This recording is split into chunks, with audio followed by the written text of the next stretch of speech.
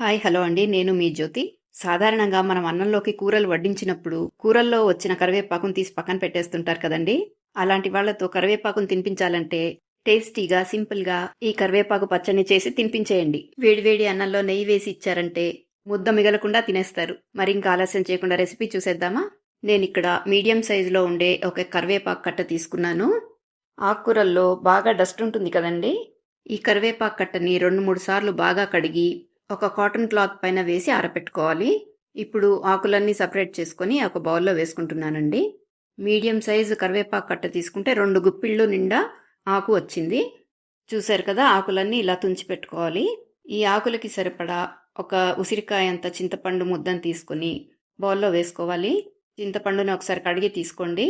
చింతపండు నానటానికి ఒక చిన్న గ్లాస్ వాటర్ వేసుకొని పక్కన ఉంచేసేయండి. అది బాగా నానిపోతుంది. నేను ఇక్కడ కారం కోసము ఒక 15 వరకు ఎండుమిరపకాయలు తీసుకున్నాను. వాటిని తుంచి ఒక బౌల్లోకి వేసుకుంటున్నాను. ఇలా తుంచి వేసుకోవడం వల్ల గింజలు వేగి పచ్చడి చాలా రుచిగా ఉంటుంది. ఇప్పుడు స్టవ్ పైన ఒక పాన్ పెట్టి 2 టీ స్పూన్లు ఆయిల్ వేసుకోవాలి. ఇందులోకి 1 టీ స్పూన్ ఆవాలు, 1 టీ స్పూన్ జీలకర్ర, 1/2 టీ స్పూన్ మెంతులు, 1 టేబుల్ స్పూన్ ధనియాలు వేసి ఒకసారి కలపాలి. ఇవన్నీ ఒక అర నిమిషం పాటు వేగిన తర్వాత మనం తుంచి ఉంచుకున్న ఎండుమిరపకాయల్ని కూడా వేసేసుకోవాలి. వీటన్నిటిని లో ఫ్లేమ్లో బాగా వేపుకోవాలి. మీరు మొదటిసారి నా వీడియో చూస్తున్నట్టయితే ఒక లైక్ కొట్టి సబ్స్క్రైబ్ చేసి హైప్ చేయడం మర్చిపోకండి. ఇప్పుడు మనం ముందుగానే క్లీన్ చేసి తుంచి పెట్టుకున్న కరివేపాకుని వేసుకోవాలి. ఈ కరివేపాకును కూడా లో ఫ్లేమ్లో బాగా వేయించుకోవాలండి. ఆకులు మరీ క్రిస్పీగా అవనవసరం లేదు, కొద్దిగా వేగితే సరిపోతుంది. చూశారు కదా, వీడియోలో చూపించిన విధంగా వేగితే సరిపోతుంది. మరీ క్రిస్పీగా అయ్యి పొడి పొడి అవ్వాల్సిన పని లేదండి. వీడియోలో చూశారు కదా, వేళ్లతో నలిపితే పొడి పొడిగా అవ్వటం లేదు. ఇప్పుడు స్టవ్ ఆఫ్ చేసుకొని ఆకుల్ని కొద్దిగా చల్లారనివ్వండి. ఇలా చల్లారిన కరివేపాకును మిక్సీ జార్లో ట్రాన్స్ఫర్ చేసుకున్నాక చట్నీకి సరిపడా ఉప్పు వేసుకొని మెత్తగా గ్రైండ్ చేసుకోవాలండి. చూస్తున్నారు కదా, ఈ వీడియోలో చూపించిన విధంగా మెత్తగా పౌడర్ చేసుకోవాలి. కొద్దిగా కోర్స్గా ఉన్నా పర్వాలేదనుకోండి.